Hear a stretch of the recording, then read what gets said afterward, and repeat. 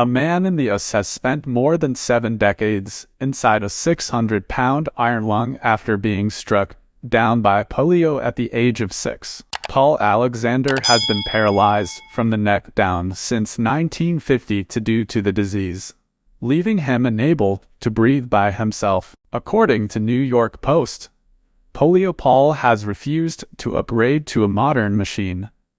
In March, Guinness World Records Gore declared the 77-year-old as the longest iron lung patient ever. Mr. Alexander has faced many challenges since he was born in 1946.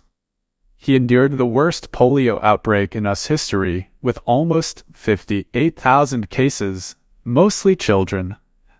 Per the Post report, the disease severely affected Mr. Alexander, requiring him to use a machine to breathe. Apollyon, or poliomyelitis, is a disabling and life-threatening disease caused by the poliovirus. The virus spreads from person to person and can infect a person's spinal cord, causing paralysis. It made Mr. Alexander too weak to breathe. A polio vaccine was approved and widely administered to children across the US in 1955.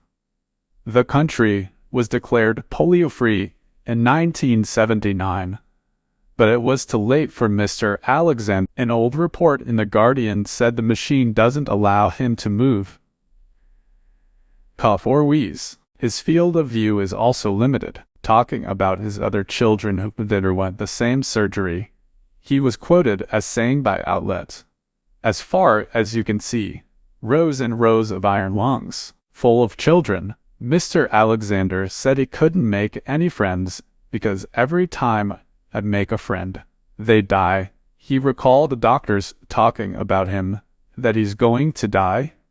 He shouldn't. He explained to The Guardian that by the time newer machines were developed, he had become used to his old iron horse.